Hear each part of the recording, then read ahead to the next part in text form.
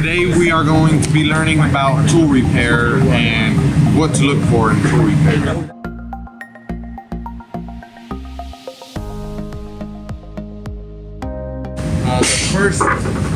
The first thing you always want to do is look at it on the outside.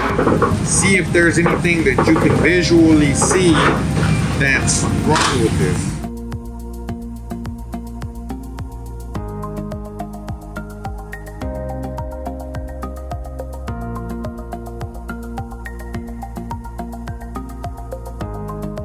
So I don't visually see anything, but once you look at the nose, you see that there's some nails there, and you can go ahead and show it to everyone. Why is it important to know that there's nails there? Because you don't want to shoot the gun, you don't want to test it, and once you tested it, you have those nails there, you could break the gun, so you can damage it even more.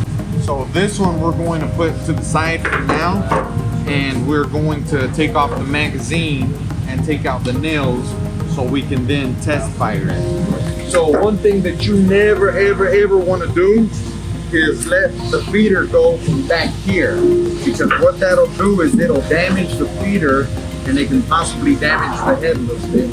And if there's a nail in there, it's gonna get it stuck. Whenever releasing this, you always guide it. So the next thing we want to do is test fire. Everything looks good on the outside. So what you want to do for a test fire is you always want to make sure that you pull your feeder all the way up. Never ever shoot the tool while your feeder is down here. Sometimes you won't notice the problem right away, sometimes you will. Sometimes it'll get nails stuck. You know, sometimes you'll shoot it like this, it'll get the nail stuck, and you'll start wondering why the nail is stuck. The problem is this: we shot it with this down. At first, what you're looking for is sound. The only thing that concerns me is, did you hear the first shot? It shot twice. Now we're going to start opening up the tools and start getting to the fun part.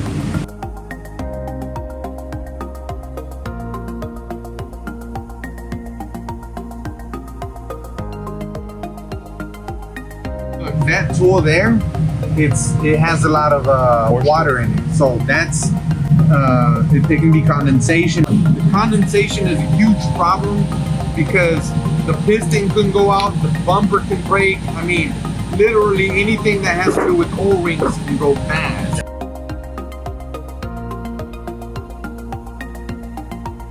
He took out the piston and the cylinder. His bumper, half of his bumper stayed in the gun.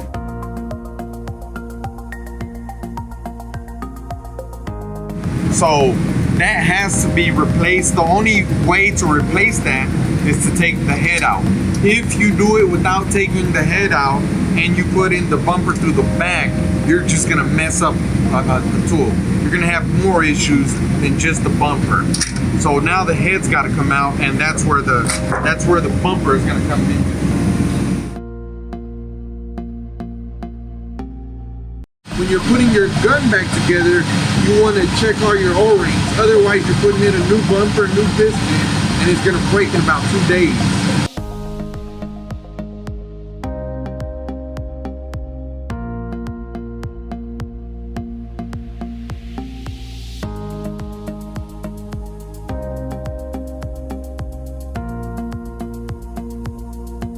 If that piston is moving easy, pull it back out, clean it, because you might have overkilled it.